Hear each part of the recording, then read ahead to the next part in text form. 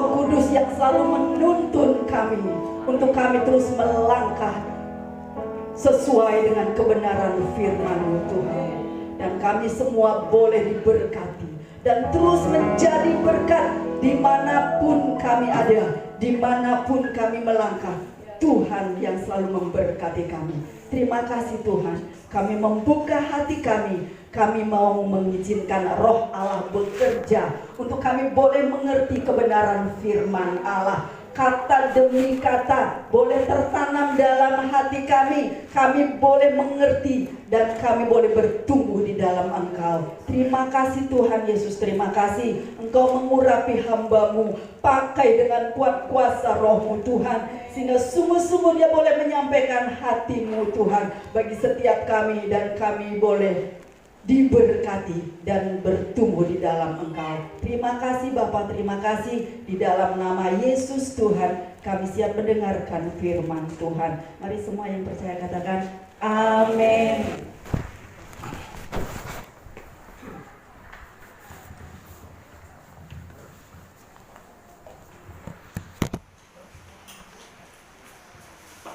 Haleluya. Haleluya. Shalom. Shalom. Shalom. Puji Tuhan. Mari kita buka Alkitab kita dari Injil Lukas pasal 6 ayat 38. Injil Lukas pasal 6 ayat 38.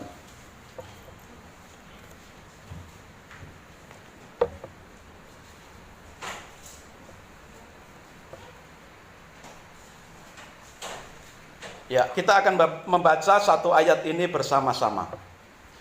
Injil Lukas pasal 6 ayat 38. Demikian firman Tuhan. 1, 2, 3. Berilah dan kamu akan diberi suatu takaran yang baik, yang dipadatkan, yang digoncang, dan yang tumpah keluar akan dicurahkan ke dalam ribaanmu. Sebab ukuran yang kamu pakai untuk mengukur akan diukurkan kepadamu. Amin. Ya, sidang jemaat yang dikasihi Tuhan Yesus Kristus, tema dari khotbah pada pagi ini yaitu dari kalimat pertama ayat ini. Berilah dan kamu akan diberi. Apa saudara? Berilah dan kamu akan diberi. Ya, saudara sekalian, membuka tahun baru, tema khotbah kita yaitu Yesus terang hidupku. Yesus berkata, akulah terang dunia, barang siapa mengikut aku, ia tidak akan berjalan dalam kegelapan, karena ia mempunyai terang hidup.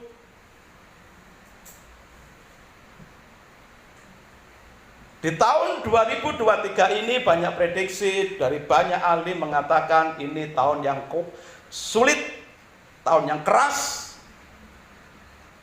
tahun yang penuh dengan ketidakpastian.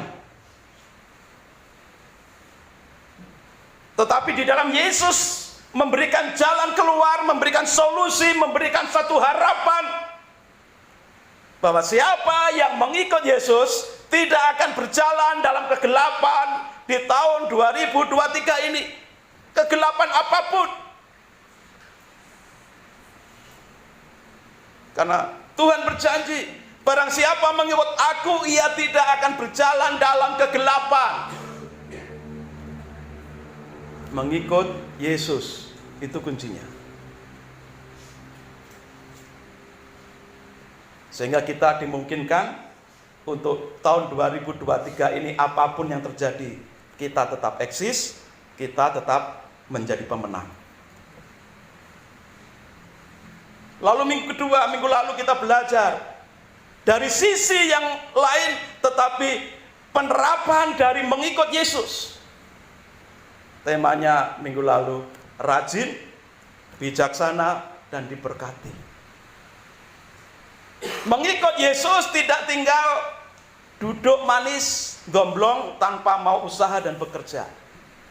Mengikut Yesus itu berarti menteladani apa yang Yesus lakukan, Yesus kerjakan selama hidup. Bukan hanya menuruti apa yang dikatakan, yang difirmankan Yesus, tapi juga menteladani apa yang dilakukan Yesus. Yesus dikenal sebagai anak tukang kayu.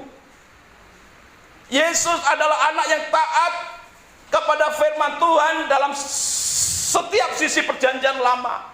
Karena Yesus datang untuk menggenapi setiap sisi, setiap ayat dalam perjanjian lama. Maka dalam hukum yang kelima, hormatilah ayahmu dan ibumu.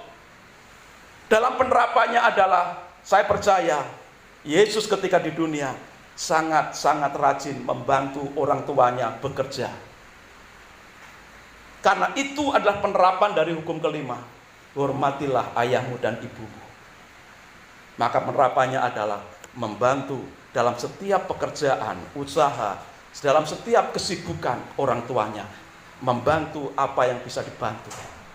Yesus adalah teladan yang rajin membantu orang tua. Dan firman Tuhan juga mengajarkan bagaimana kita bisa menghadapi situasi yang sulit sekalipun di tahun 2023 ini. Maka kita mengikut Yesus, dan penerapannya mengikut Yesus adalah mengikuti teladan Yesus. Rajin bekerja, hidup bijaksana, belajar dari cara hidup semut yang bekerja, rajin, ulet, inovatif, dan selalu menjaga kekompakan bersama. Dan banyak hal-hal yang bisa kita pelajari dari semut. Walaupun binatang yang lemah, tapi bisa mengumpulkan makanannya dengan melimpah, justru di musim panas, yang seharusnya itu menjadi tantangan yang sulit bagi si semut. Bekerja, berusaha, dan berusaha mengikuti firman Tuhan dan meneladani Yesus. Hari ini kita kembali belajar dari sisi yang lain lagi. Bagaimana supaya kita bisa mengatasi, menjalani tahun 2023 yang katanya tahun-tahun yang berat, tahun-tahun yang keras, tahun-tahun yang penuh dengan kegelapan, kesuraman, ketidakpastian. Tapi sekali lagi Tuhan Yesus memberikan suatu pengharapan yang pasti. Bagaimana caranya kita menghadapi situasi 2023 ini. Dan tema hari ini adalah berilah dan kamu akan diberi.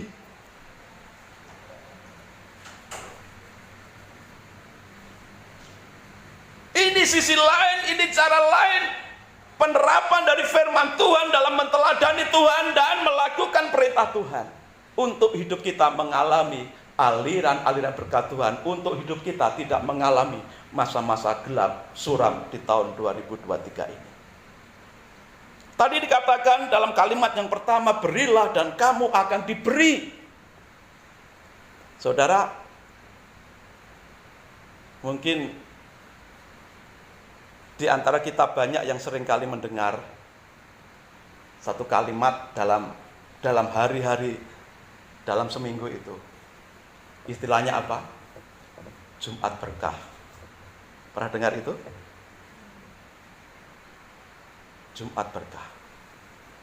Mereka percaya di Jumat berkah itu ketika mereka membawa sesuatu di tempat ibadah lalu dibagi-bagikan, maka hidup mereka akan diberkahi. Mereka yang tidak percaya firman Tuhan, tidak percaya Tuhan Yesus, tapi menerapkan hal itu, dan hidup mereka, menurut kesaksian banyak dari mereka, ketika mereka melakukan Jumat berkah, mereka benar-benar dilimpahi dengan berkah Tuhan. Orang yang tidak percaya saja ketika meniru, benar-benar diberkati. Walaupun berkatnya dalam tanda kutip sebatas finansial, ekonomi. Dan firman Tuhan saat ini berkata, berilah dan kamu akan diberi. Berilah. Mungkin ada yang bertanya, apa yang akan kuberikan? Lawang aku sendiri tidak punya kok. Kan begitu. Firman-Nya apa yang akan kuberikan? Karena aku sendiri tidak punya untuk diberikan. Saudara, firman Tuhan juga mengatakan, Tuhan memberikan benih bagi penabur. Kalau Tuhan berkata, berilah, maka pasti seberapapun yang ada dalam diri kita, pasti ada sesuatu yang Tuhan sudah beri. Berapapun jumlahnya, apapun bentuknya, wujudnya. Ketika Tuhan berfirman, berilah, maka kamu akan diberi. Saya yakin Tuhan tahu dan Tuhan sudah memberi kepada siapa saja yang membaca firman Tuhan ini dan mendengarkan firman Tuhan ini. Tidak mungkin Tuhan memberikan satu perintah yang tidak bisa kita lakukan. Ketika Tuhan memberikan satu perintah, berilah, pasti Tuhan sudah memberikan benih, modal dalam diri kita semua.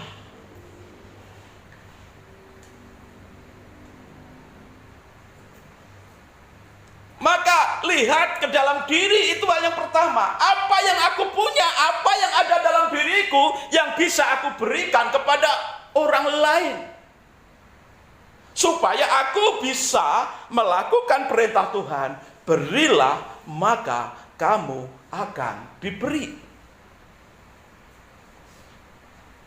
Saudara masih ingat dengan peristiwa Petrus di pintu gerbang, di gerbang indah? Ketika pada hari ibadah Petrus mau masuk ke bait Allah, di sana ada orang yang minta-minta. Orang lumpuh meminta sesuatu belas kasihan kepada Petrus. Tapi apa yang Petrus katakan? Dalam Kisah Rasul dikatakan, lihatlah aku. Ketika dikatakan Petrus, lihatlah aku, harapan Cilumbu ini sangat besar sekali untuk diberikan, sangat banyak. Tetapi ketika Petrus mengatakan, lihatlah aku, kalimat itu tidak berhenti sampai di situ. Petrus melanjutkan dengan perkataan, lihatlah aku, emas dan perak mungkin bisa ditambahi, uang tidak ada dalam diriku.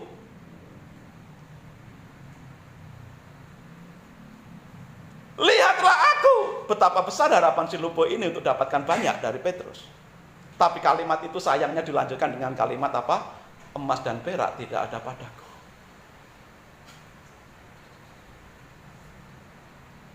Dan kalimat itu tidak berhenti sampai di situ juga. Selanjutnya Petrus berkata apa? Setelah mengatakan, lihatlah aku, emas dan perak tidak ada padaku, Petrus menyatakan kalimat selanjutnya, tetapi dalam nama Yesus Kristus, bangkit dan berjalanlah.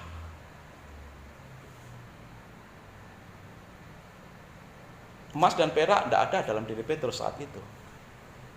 Yang dia punya, yang dia bisa berikan apa? Nama Yesus yang penuh kuasa, yang bisa menyembuhkan.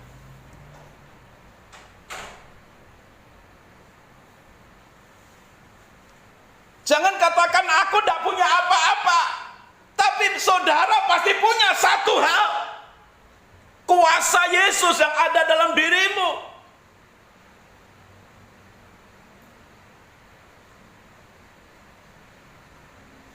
Berikan itu, saksikan itu, beritakan itu. Engkau sudah memperolehnya dari Tuhan dengan cuma-cuma, maka berikanlah itu kepada orang. yang membutuhkan nama Yesus.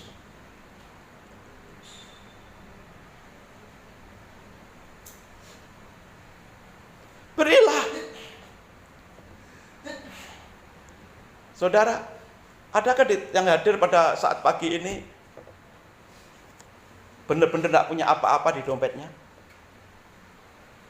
Mungkin anak-anak kecil yang tidak punya, yang masih diasuh sama orang tuanya. Tapi pasti entah di dompet atau di tas, pasti ada yang nominal, sesuatu nominal yang ada di tas atau di dompet atau di saku. Selain nama Yesus yang kau punya hari ini, pasti ada sesuatu yang kau miliki, dan itu adalah pemberian Tuhan. Dan dari kata berilah, maka itu juga menyangkut apa yang kau punya secara kebendaan, secara nominal. Bukan hanya nama Yesus yang kau miliki, tapi apa yang kau punya. Dan itu adalah dari Tuhan.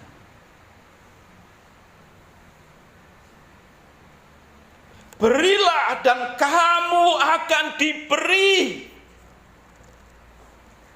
Dalam konteks ini memang mengacu kepada pemberian secara nominal, jumlah keuangan.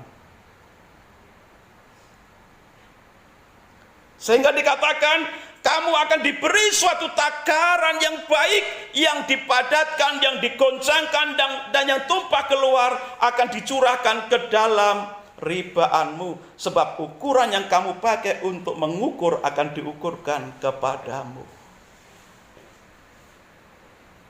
Saudara yang pernah bercocok tanam, nanam padi, nanam jagung, nanam sayur, ketika saudara menanam benih itu,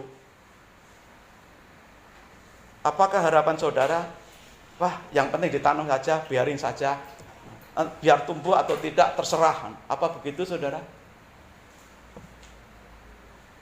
Pasti tidak ada yang punya pikiran seperti itu.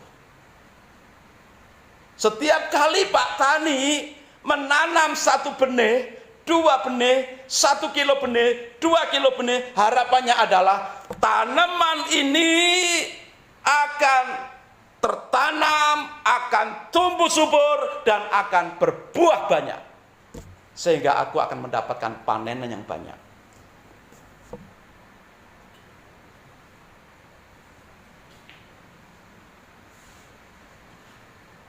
Tuhan berkata apa? Ladang adalah dunia ini. Kadang-kadang kita membatasi diri kita untuk menanam, untuk menabur. Ya, nanam segini aja dah cukup.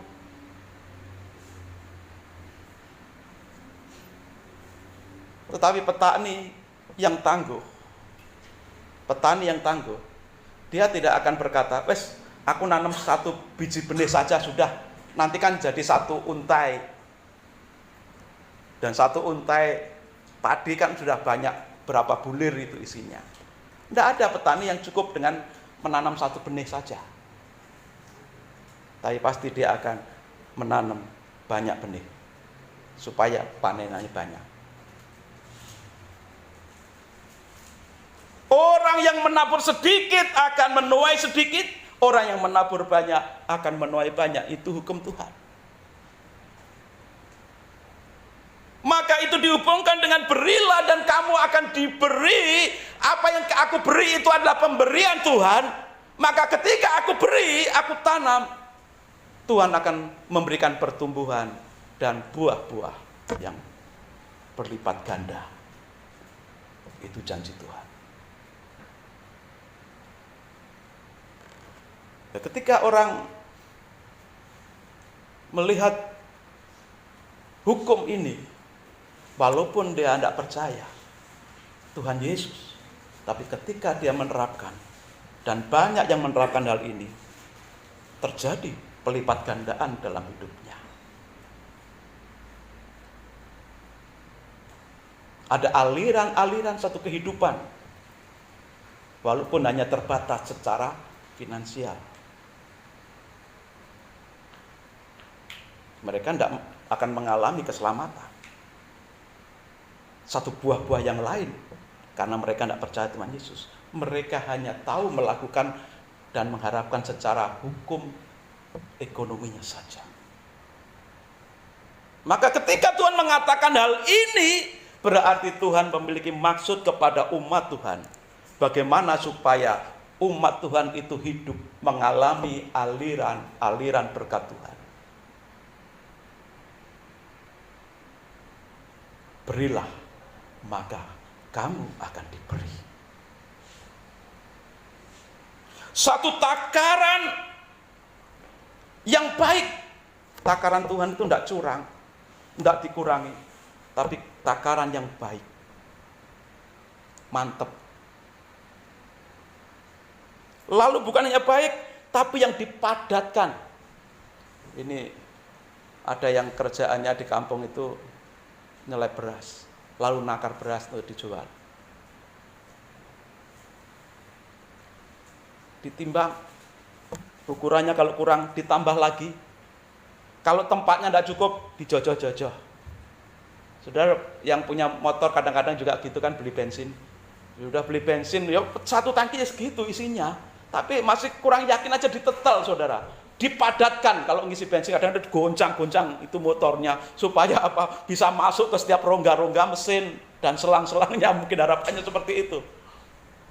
Loh, Tuhan juga ketika kita memberi, Tuhan akan memberikan takaran kita itu takaran yang baik, dipadatkan, lalu dikatakan digoncang. Wah, sudah dipadatkan begini, pakai linggis, pakai kayu, digoncang lagi. Supaya tambah padat isinya. Itu cara Tuhan memberi kita. Dan yang tumpah keluar, ya, sudah dipadat-padat, goyang-goyang, diperes. Sampai melebar, tumpah keluar, tidak muat, tidak nampung tempatnya sampai. Dicurahkan ke dalam ribaanmu. Sebab ukuran yang kamu pakai untuk mengukur akan diukurkan kepadamu. Ya wis, aku nabur saya ini. Kalau begitu, ya cukuplah, kau dapat segitu. Ya wis, aku nabur segini, nanam segini saja. Ya sudah, karena imanmu. Berkali-kali Tuhan berkata apa? Jadilah menurut imanmu. Kalau engkau merasa cukup segitu, ya sudah. Tapi jangan mengeluh lagi kepada Tuhan kalau kurang. Yang lain segitu, kenapa aku segini? Nah, saudara, ketika situasi kita menghadapi masa-masa sulit, secara ekonomi, secara pekerjaan, secara usaha, ya, ayo kita introspeksi, mungkin salah satunya karena hal ini, saudara. Orang lain saja tidak percaya diberkati karena Jumat berkah. Ini asiknya juga kalau dibuat minggu berkah. Jadi setiap ibadah juga, ya. Gereja kita kan walaupun makan-makan minggu terakhir kan, atau mungkin enggak minggu terakhir, kadang-kadang setiap minggu juga ada yang baku, itu kan enggak dari kas, tapi dari kita, jemaat yang membawa dengan sukacita. Ya. Berilah, maka kamu akan diberi. Tuhan sudah memberikan benih untuk ditabur. Maka taburkanlah itu, jangan ditahan-tahan. Kalau itu memang benih. Supaya engkau diberi oleh Tuhan lagi dan lagi. Karena seringkali kita membatasi diri kita. Wes, segini saja aku berikan. Segini saja aku berikan. Dan hukum Tuhan adalah ukuranmu yang kau pakai itu akan diukurkan kembali untukmu. Maka jangan nyesal, jangan ngeluh kalau orang diberi lebih banyak dari saudara. Selanjutnya, siapa yang kita beri? Itu pertanyaan selanjutnya. Siapa yang kita beri? Matius 10 ayat 41.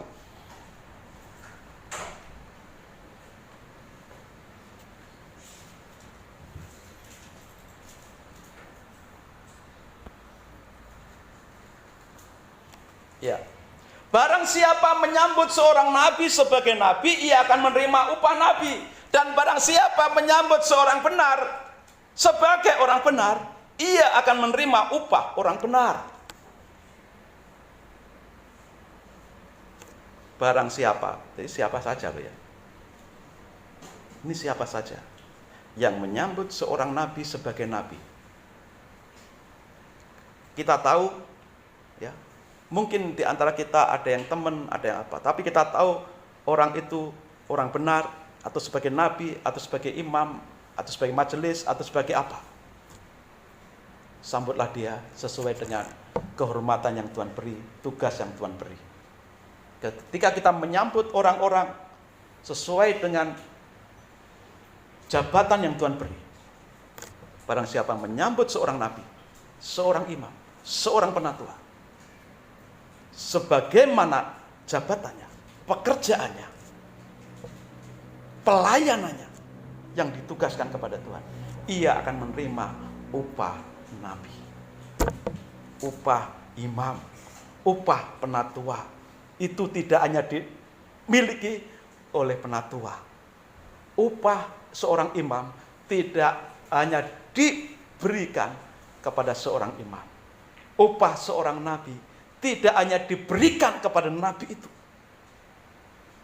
tetapi kepada siapa saja yang menyambut nabi, yang menyambut imam, yang menyambut penatua, yang menyambut pelayan Tuhan, sesuai dengan apa jabatannya.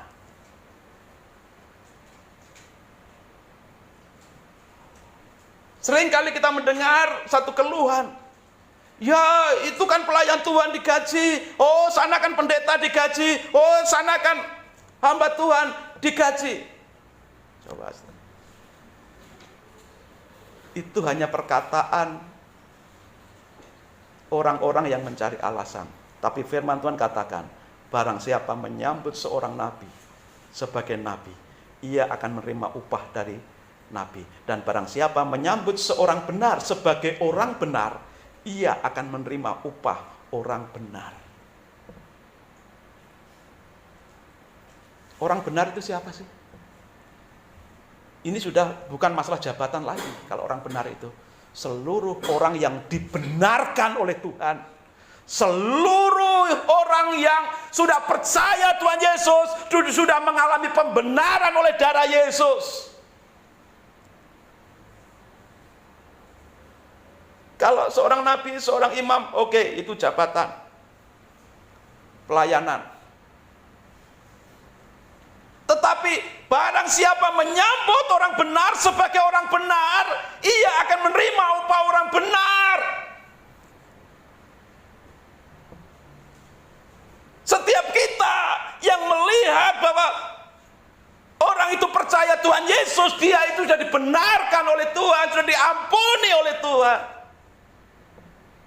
Dan ketika kita menyambut orang itu yang sudah dibenarkan oleh Tuhan,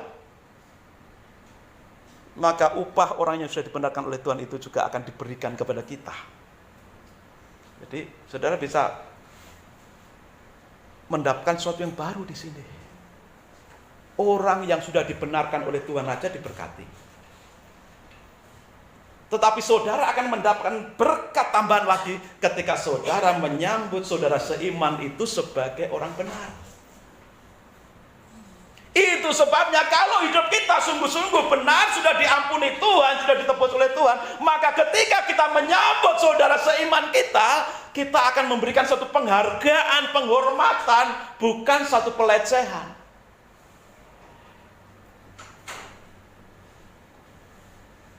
Ketika kita menyambut saudara seiman kita dengan cara nyinyir, dengan cara yang tidak benar, maka dipertanyakan kekristenan kita, hidup kita, apakah benar sudah dibenarkan oleh Tuhan? Orang yang hidupnya sudah dibenarkan oleh Tuhan akan menyambut saudara seiman sebagai orang benar yang sudah dibenarkan oleh Tuhan. Maka upah orang benar yang kita sambut itu akan juga melimpah, mengalir ke dalam diri kita. Hukum inilah yang dipakai oleh mereka. mereka berlomba-lomba menyambut saudara seimannya, menjamu saudara seimannya dengan sebaik-baiknya. Dengan harapan apa? Tuhan memberkahi mereka dari aliran-aliran berkat orang benar yang mereka sambut dan hormati. Terlebih lagi kita yang punya firman ini loh. Jangan sampai kita malah kelewatan berkat orang benar, kita malah dilalui berkat seorang nabi, dilalui berkat seorang hamba Tuhan, dilalui berkat seorang penatua atau pelayan Tuhan, gara-gara kita tidak menyambut mereka sebagai orang benar atau sesuai dengan jabatan pelayanan mereka masing-masing. Maka mari kita introspeksi dalam diri kita. Ayo mulai di saat ini kita menata diri kita dalam hal memberikan penghormatan. Kalau yang kita hadapi seorang nabi, ayo kita terima sebagai seorang nabi. Kalau dia seorang penatua, ayo kita terima sebagai seorang penatua. Kalau dia seorang pelayan, apapun yang diambil, sambut dia sebagai seorang pelayan. Maka berkat-berkatnya akan juga diberikan kepada kita. Ini janji firman Tuhan. Dan untuk seluruh jemaat pun yang tidak ambil pelayanan akan mengalami aliran berkat orang benar sesama saudara seiman ketika engkau menyambut satu dengan yang lain sebagai orang yang sudah dibenarkan oleh Tuhan, teman, pewaris kerajaan surga. Maka kita harus menyambut satu dengan yang lain dengan benar. Ini cara Tuhan berkati kita. Jadi tidak melulu Tuhan memberkati kita itu satu arah dari Tuhan untuk kita, lalu kita kembalikan pada Tuhan. Tapi Tuhan mau ketika kita memberi, lalu kita diberi oleh Tuhan, lalu kita menyambut saudara seiman kita atau pelayan-pelayan Tuhan, maka kita akan tambah bonus. Bonusnya dari apa? Saudara seiman yang kita sambut dengan benar, kita hargai sesuai dengan panggilan hidupnya. Apa yang menjadi upahnya sebagai nabi akan Tuhan alirkan ke dalam diri kita.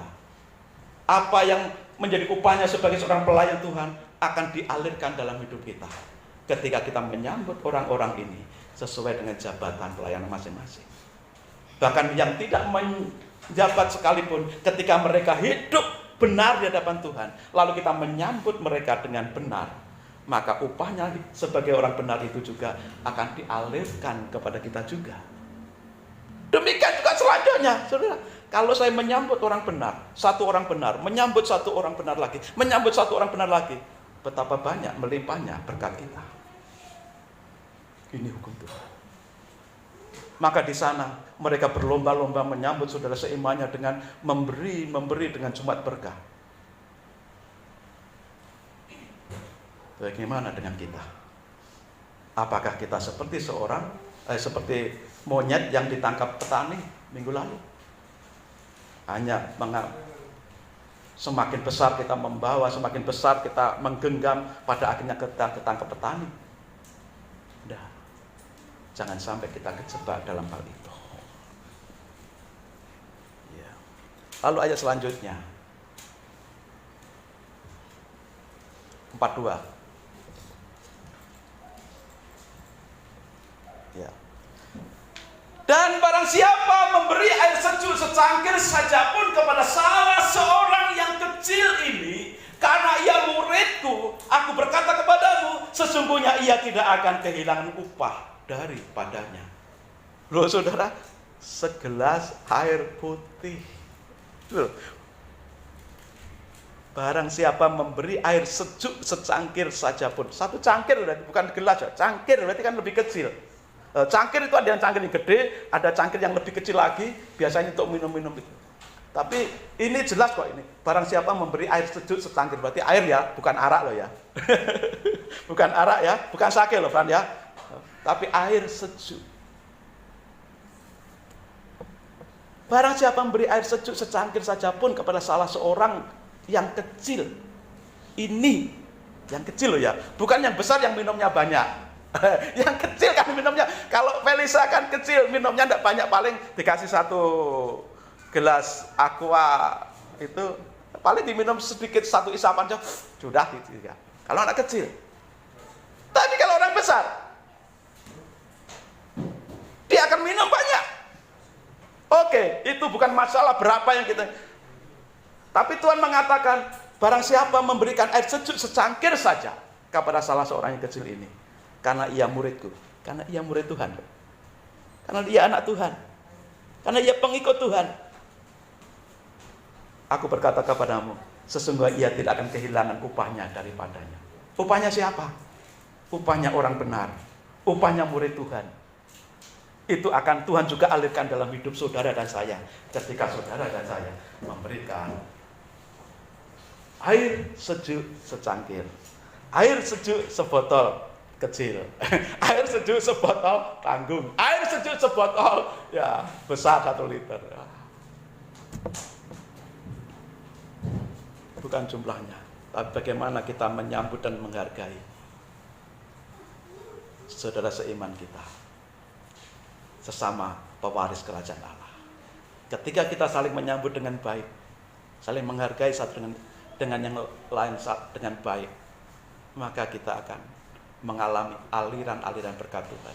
Jadi aliran berkat Tuhan tidak searah, tetapi dalam kita saling menghormati, saling menghargai, saling menyambut satu yang lain itu, berkat Tuhan juga diputar oleh Tuhan, dilimpahkan ke sana, ditambah lagi ke sana, tambah lagi ke sana, tambah lagi ke sana.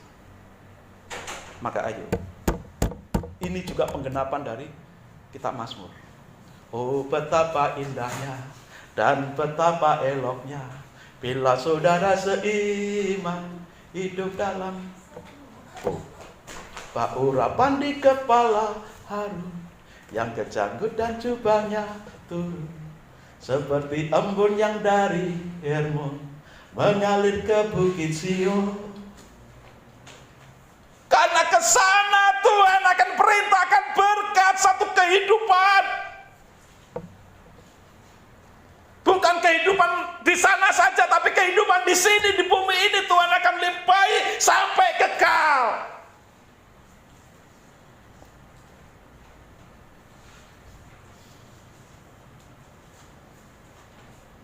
Memberi secangkir air sejuk, menyambut seorang nabi, menyambut seorang benar, ternyata menjadi cara Tuhan untuk memberkati kita, untuk memberi dengan limpahnya kepada kita orang percaya. Maka mari kita lakukan itu. Hal selanjutnya, Amsal 19 ayat 17. Siapa menaruh belas kasihan kepada orang yang lemah, memiutangi Tuhan yang akan membalas perbuatannya itu. Sama artinya dia memberi pinjaman kepada Tuhan, dan Tuhan akan membayar itu lunas pada waktunya.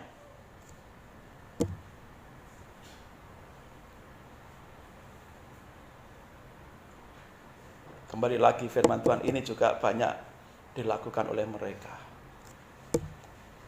Mereka berlomba-lomba ke panti-panti jompo, mereka berlomba-lomba ke yayasan atau panti asuhan, yatim piatu. Karena ada perkataan firman Tuhan yang seperti ini.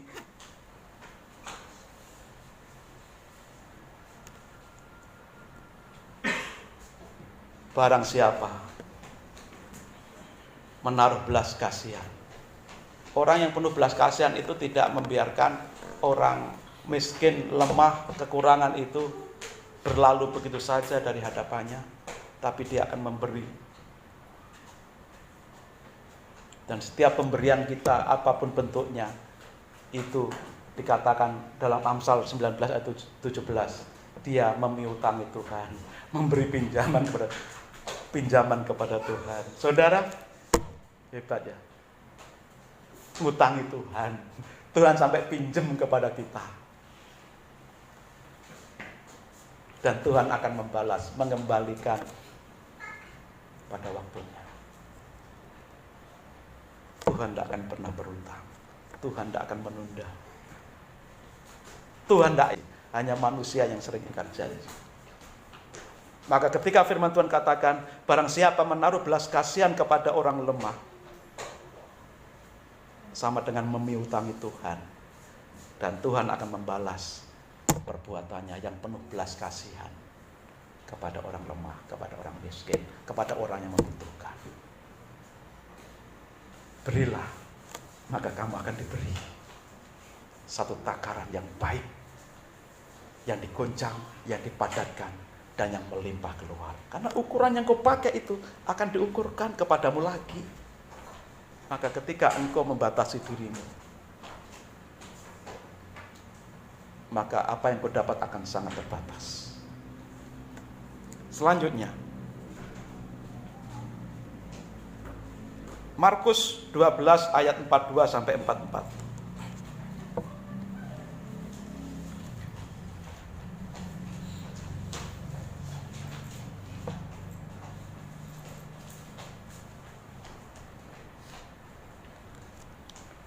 Markus 12, 42 sampai 44. Lalu datanglah seorang janda yang miskin dan ia memasukkan 2 peser, yaitu 1 duit. Maka dipanggilnya murid-muridnya dan berkata kepada mereka, aku berkata kepadamu, sesungguhnya janda miskin ini memberi lebih banyak daripada semua orang yang memasukkan uang ke dalam peti persembahan. Sebab mereka semua memberi dari kelimpahannya, tetapi janda ini memberi dari kekurangannya, semua yang ada padanya, yaitu seluruh nafkahnya. Dia memberi 2 peser, 1 duit, yang ketika dia pakai itu cukup untuk 1 hari saja. Tapi itu diberikan semua kepada Tuhan ketika dia datang beribadah. Sementara ada orang kaya yang memberikan dengan banyak dari kekayaannya yang melimpah. Memberi banyak tapi dari kekayaannya yang melimpah. Tapi janda ini sebaliknya hanya memberi 2 peser. Dan itu uang yang dia punya untuk hidup 1 hari itu aja. Dan dia berikan semua. Dia masukkan dalam kotak persembahan. Ternyata kalau dibandingkan orang kaya yang memberi banyak dan orang miskin yang hanya memberi 2 peser ini, di pandangan Tuhan nilainya sangat dihargai oleh Tuhan persembahan janda miskin. Kenapa? Karena si janda miskin memberikan seluruh hidupnya, seluruh nafkahnya 1 hari itu. Karena harta yang dia punya, uang yang dia punya hanya itu. Dia berikan seluruhnya. Maka dikatakan firman Tuhan, ia memberi dari kelimpahannya yang kaya tadi, tapi janda ini memberi dari kekurangannya, semua yang ada padanya. 2 peser yang ada padanya diberikan semua, yaitu seluruh nafkahnya.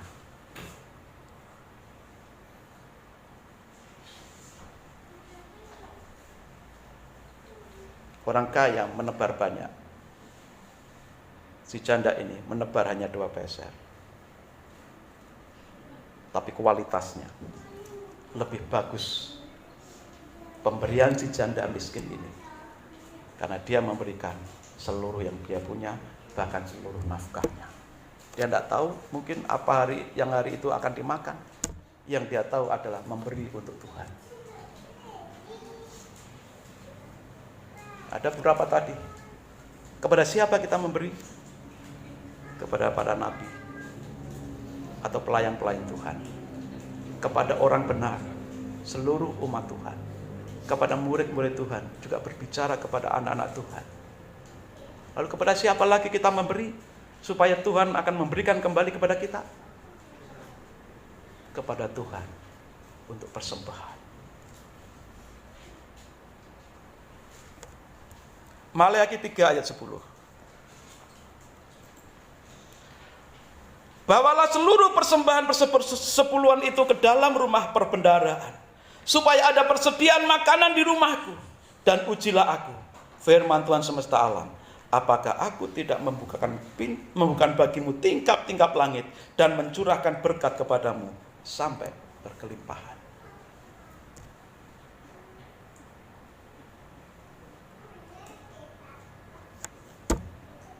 Inilah cara Tuhan. Kalau kita cari lagi di firman Tuhan, bagaimana Tuhan akan memberkati di masa sulit tahun 2023 ini. Banyak sekali janji-janji Tuhan. Tapi banyak ayat yang sudah kita baca tadi memberikan satu pandangan. Berilah, maka kamu akan diberi. Ukuran yang kau pakai itu akan dipakai kembali oleh Tuhan untuk pemberian kepadamu. Maka ingat itu. Berapapun, apapun yang kita tabur, Tuhan akan kembalikan seperti yang kau berikan. Memberi kepada siapa? Nabi atau orang-orang yang melayani Tuhan. Memberi kepada siapa? Orang benar yang sudah dibenarkan oleh Tuhan. Memberi kepada siapa? Murid Tuhan. Memberi kepada siapa? Kepada Tuhan dalam bentuk persembahan. Tetapi mungkin di antara kita bertanya, loh kalau begitu apa bedanya kita dengan mereka?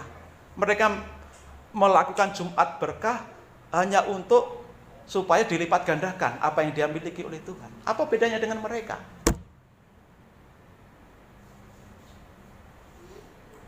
Bedanya, kita melakukan firman Tuhan itu yang pertama. Karena itu perintah Tuhan. Ketika Tuhan berkata, berilah, maka kamu akan diberi. Itu perintah Tuhan yang mesti kita lakukan. Maka motivasi kita adalah melakukan firman Tuhan. Yang kedua, ada dua anak. Yang satu anak ini setiap kali melakukan pekerjaan, dia selalu ngomong ke bapaknya, Pak, aku mau cuci piring, tapi kalau dikasih uang, ya dikasih. Kan papa sudah bilang sejak dulu, kalau kamu mau nyapu, mau cuci piring, mau masak, kamu dapat uang dari papa. Tapi si yang tipe anak satu anak ini, apapun yang dikerjakan selalu lapor dan dengan embel-embel apa? Jangan lupa nanti dikasih. Kan saya sudah kerjain itu nanti. Saya ngepel, saya cuci piring, saya cuci baju, saya setrika, saya masak, kasih ya. Kalau udah awas loh. Ada yang anak Tuhan tipe seperti itu kan? Tapi satu anaknya lagi lain daripada yang lain. Dia sudah tahu Tuhannya, papanya pernah berkata, orang tuanya pernah berkata, kalau engkau membantu orang tua, pasti nanti papa, mama kasih sesuatu. Dengan hanya sekali ngomong, tetapi si anak yang satu ini selalu dia bekerja dengan rajin, karena dia pernah mendengarkan perkataan orang tuanya itu. Dan dia belajar taat sebagai anak. Dia bangun pagi-pagi, dia nyapu, dia ngepel, membantu nyuci, bantu masak. Dia tidak pernah minta. Dia hanya melakukan apa yang dia harus lakukan. Karena dia tahu bahwa orang tuanya sudah pernah berkata seperti itu dan orang tuanya tidak pernah ingkar janji. Maka dia melakukan itu tanpa menuntut. Tidak seperti anak satunya lagi, setiap kali melakukan selalu berkata, Pak, saya akan bantu cuci piring, bantu, nanti kasih ya. Pak, saya mau cuci bajunya papa, saya mau jajak papa, kasih ya. Tapi satunya enggak. Dia tahu papanya capek, datang langsung, Pak tidur. Langsung dia naik injak-injak. Enak sekali tadi injak-injak ya. Nah, dua tipe ini juga ada di antara anak-anak Tuhan. Ada anak-anak Tuhan selalu kurang mempercayai firman Tuhan dan selalu menuntut kepada Tuhan. Aku lakukan ini Tuhan supaya Tuhan berkati. Aku memberi supaya Tuhan memberi. Motifnya itu. Tapi motifnya bukan menghargai dan mempercayai firman Tuhan, tetapi menuntut apa yang menguntungkan bagi dirinya.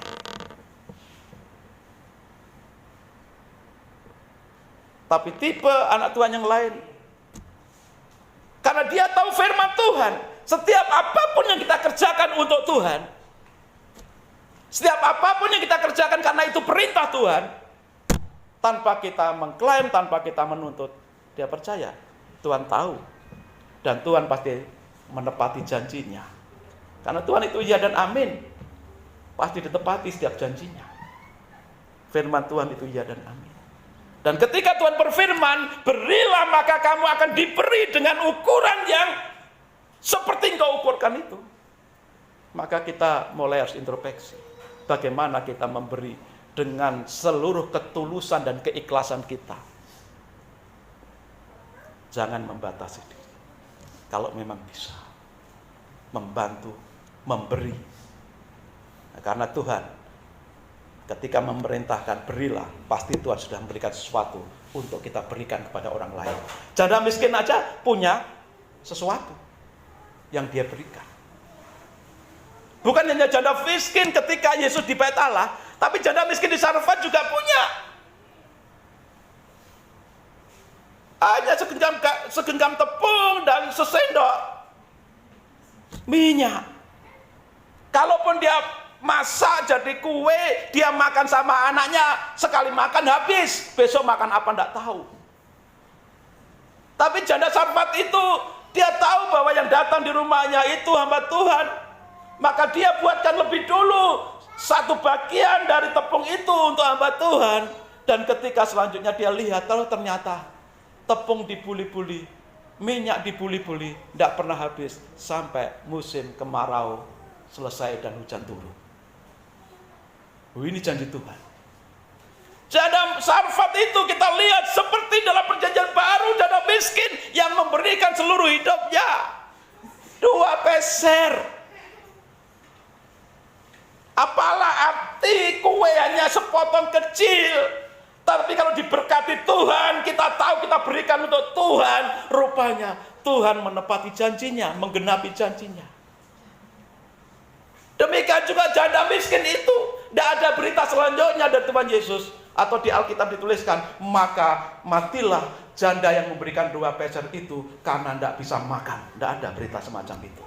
Berarti kalau tidak ada tulisan semacam itu, kita yakin Tuhan pelihara si janda miskin yang memberikan 2 peser itu. Maka ketika Tuhan berkata berilah maka kamu akan diberi, itu perintah Tuhan, dan Tuhan tidak pernah ingkar janji. Yakin itu. Ayat paling terakhir 1 Tawarik 29, 1 Tawarik 29 ayat 17 sampai 18.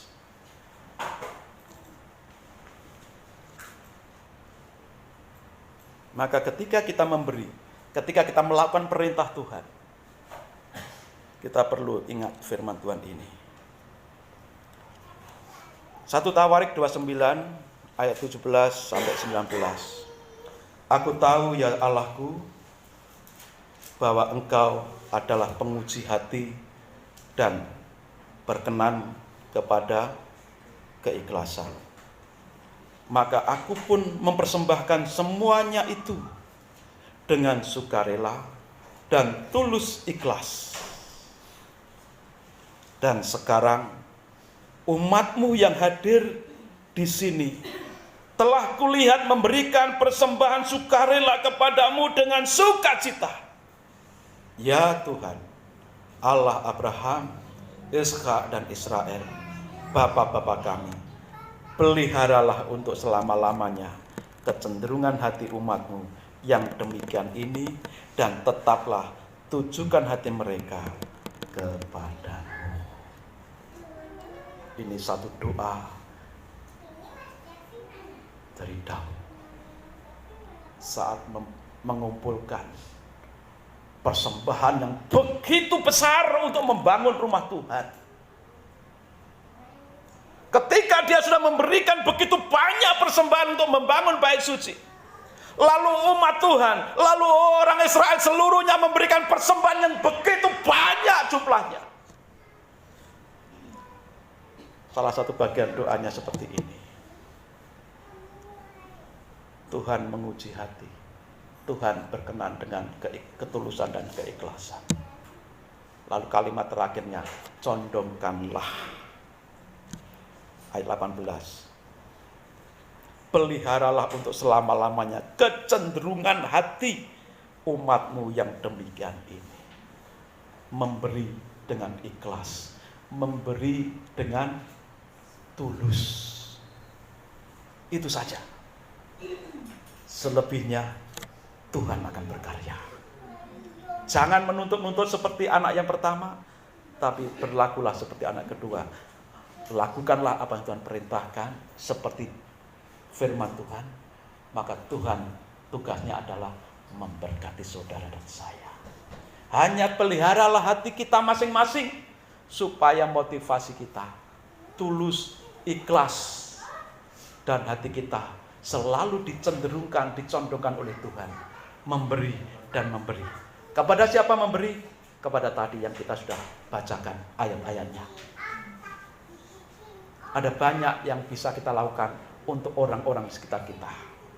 Dan rupanya itu menjadi cara Tuhan untuk memelihara saudara dan saya, untuk memberkati saudara dan saya lebih lagi dan lebih lagi. Tuhan Yesus memberkati kita semua. Haleluya.